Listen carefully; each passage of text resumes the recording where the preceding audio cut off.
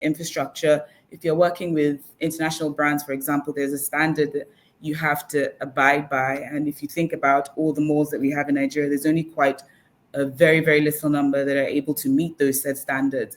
And it then means that you're not able to grow at the speed that they would like, because we're dealing with mass market or, fast fashion products who need more visibility and more accessibility to their customers.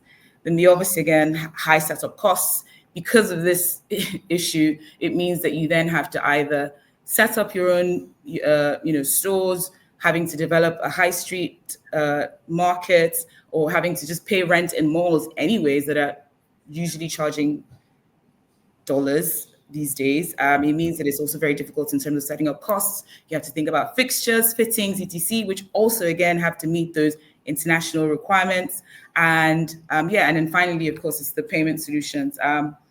With working with international brands, it means that whoever is being invoiced has to be the person who's paying. So your account has to be aligned with the invoicing. Therefore, you must have a banking, a bank institution that is within or outside of the tax haven, because then again, because of all of the fraud and whatnot issues that they have. So that's in a nutshell, those are the kind of issues that we face in terms of being able to set up brands.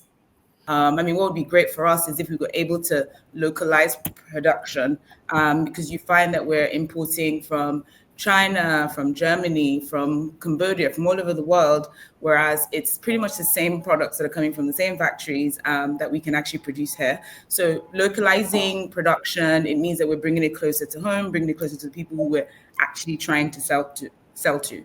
Another thing is, infrastructure development. We don't have nearly enough malls, and we have a really amazing retail culture that is developing and has developed over time.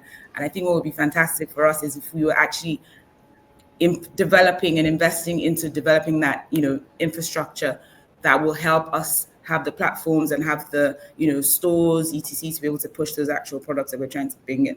But I think this applies across board, which is data. Data is so important. But we generally work in silos, and because we work in silos, it means that we're not learning from each other's experiences.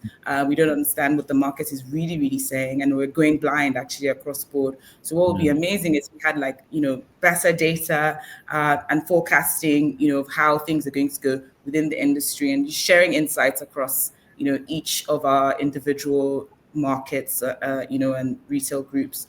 And of course, the last thing would be logistics. Of course, logistics. How do we come together to make it easier for us?